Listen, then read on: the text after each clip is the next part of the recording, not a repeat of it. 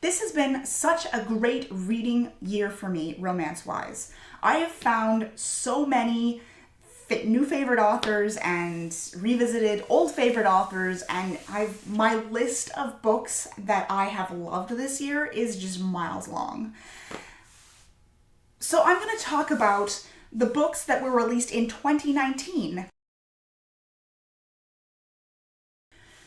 I'm going to start with my science fiction romance favorite of the year. I don't have it in physical.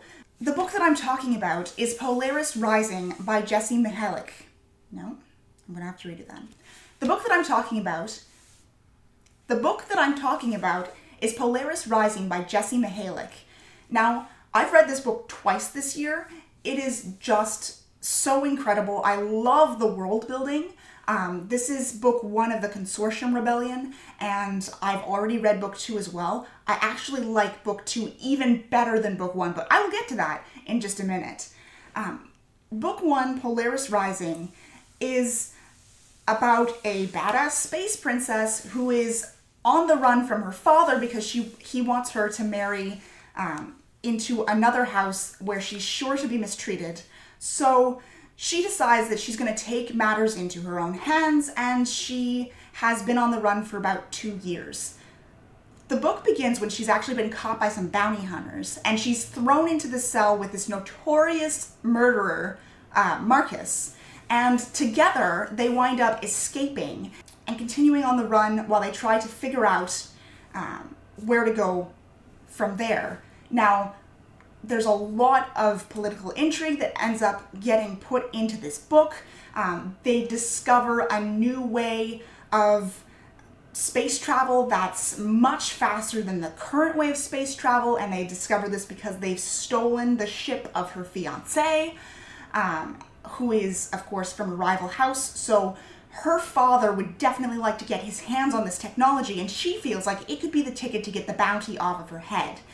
But first she wants to know how it works, and she learns more about this program that made these super soldiers, including Marcus. Now Marcus has the biggest bounty on his head, first of all because he has notoriously killed off a bunch of his superiors and apparently his subordinates, but also because he is this super soldier that nobody knows exists because genetically modifying humans is vastly against the law for everybody, including the top 3 houses.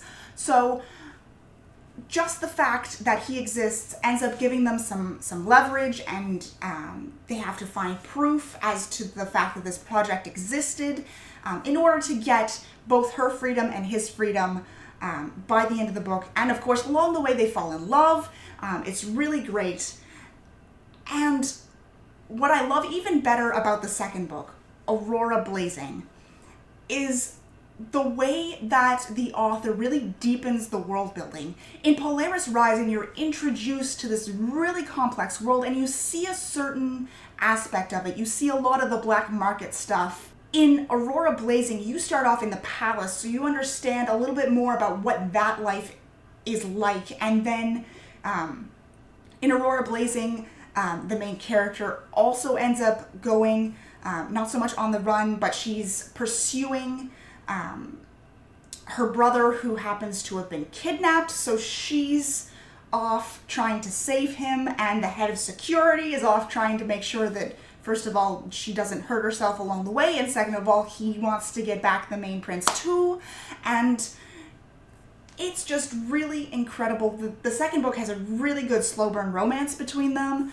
But what I really like is that the main character has PTSD, she's a widow, and at no point does she need him to save her. She's always the one being proactive. She's the one going after everything, including her own happy ever after. So I really, really, really enjoyed that aspect of this book. I cannot wait for the third book, which is coming out next year. Jessie Mihalik has become a new favorite author for me, for sure, hands down, definitely. Very recently, I read The Merry Viscount by Sally Mackenzie, and Sally Mackenzie has long been a favorite author of mine. What I love about her new stuff is the way that it is exploring different themes than I typically see in historical romance. For instance, this book, The Merry Viscount, has your typical tropes of he's a reformed rake, he's also her older brother's best friend from years ago, and they meet after being separated for like 13, 17 years, something like that. And then you have all of the layers that Sally Mackenzie has been adding into this new series of her Widow's Brew, which I absolutely love. It's got a lot of talking about class mechanics, and it talks a lot about different aspects of Regency society that are glossed over or just forgotten in a lot of historical romances.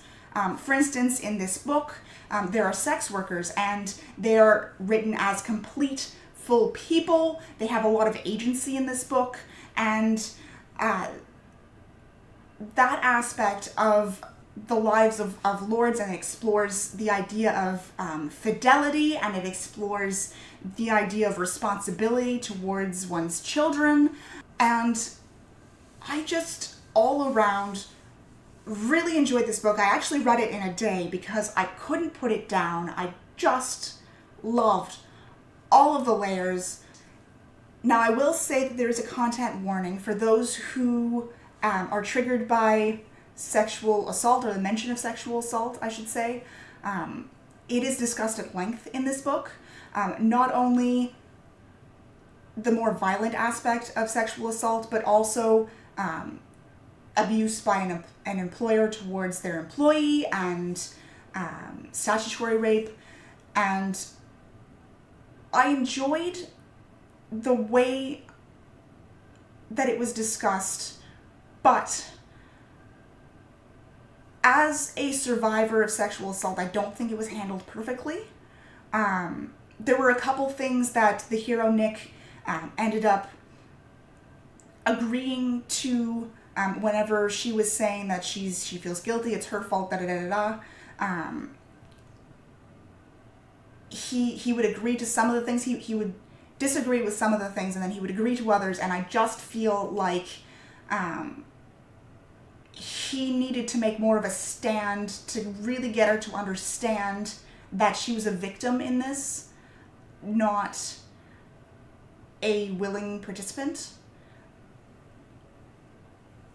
Because she is suffering from a lot of guilt over her past, and throughout this book she ends up shedding that guilt, which I really enjoyed.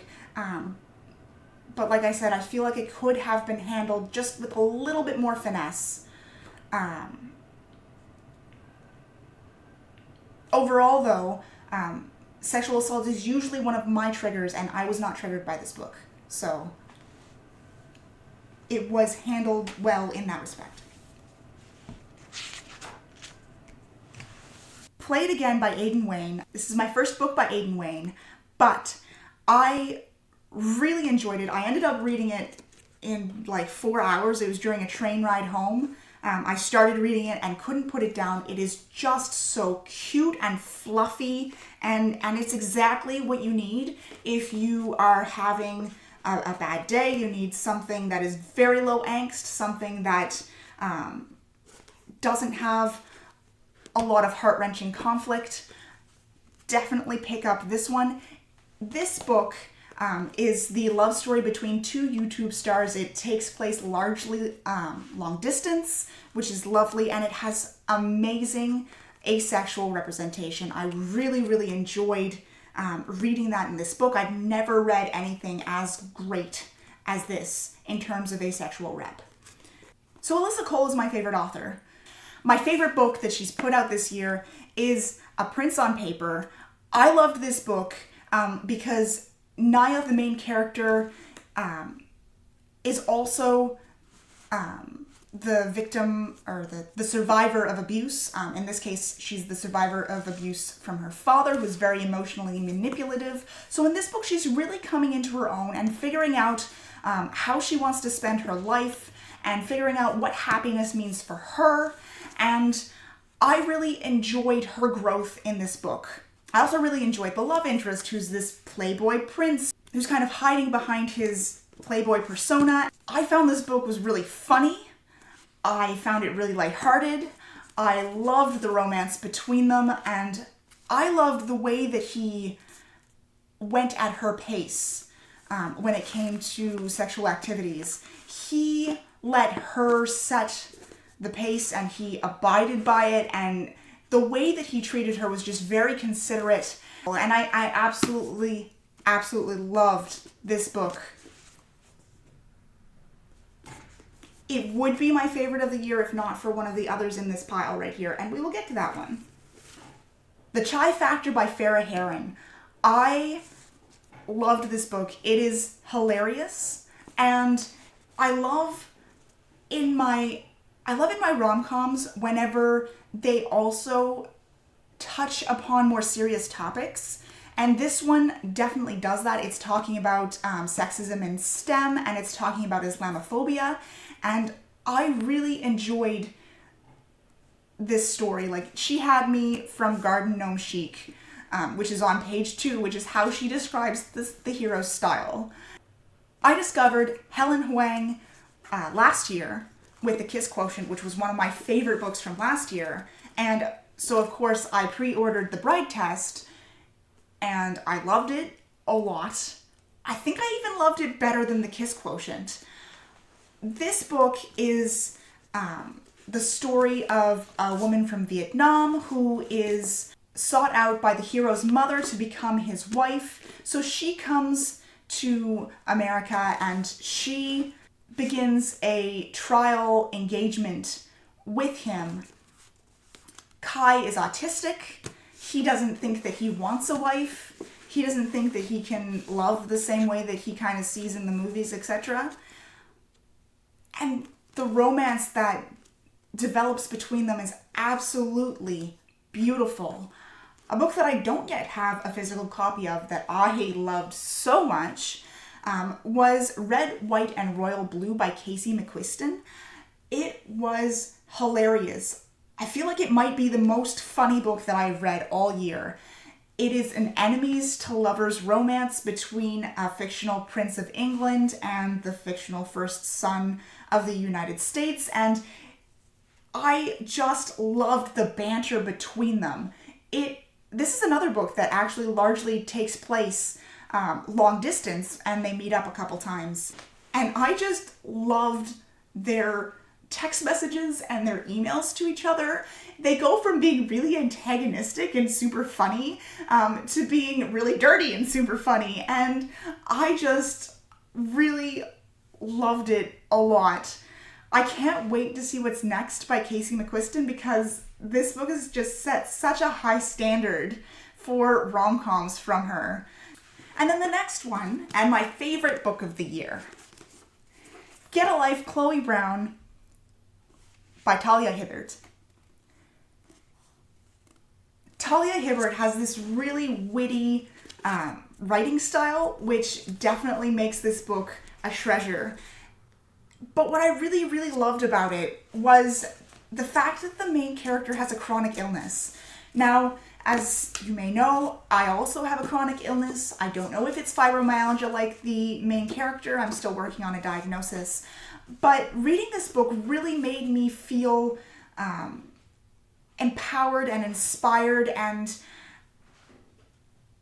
it really made me accept myself the way I am, because the way that the author has written Chloe, she has flare-ups, and she forgets to feed herself during the flare-ups, and she doesn't shower for days until she is in a less amount of pain to be able to do so, and various other things, but she still has a thriving career. She is a website designer, and she still has, well, I won't say a life because this entire book is about her not wanting to be cooped up in the house anymore and wanting to be able to live a bit of a fuller life. So she has this list of things that she wants to do in order to live this full life, but as she's going through the list with the help of her superintendent and super sexy artist, Redford Morgan, she realizes that the items that she's written on this list are not what would make her have a full life, and she also realizes what things should be on the list in order to give her a full life, and he is one of them. I loved this book because he is a cinnamon roll hero. He's just so sweet and sensitive, and really, he never looks down on her for her disability. He tries to accommodate it without making her feel like she's holding him back. And I just really loved this book so much. So that's my list of 2019 romance reads that I feel stand out from the crowd. I've read a few others, but I haven't read all of the books on my 2019 romance reading list. I think I've still got like 20 of them on there. I certainly intend to get through that a little bit more in 2020, but if there's one that I haven't read that I didn't include on this list and you feel like it should be on this list, please let me know in the comments, because I definitely want to pick that up in 2020. Until next time, happy reading.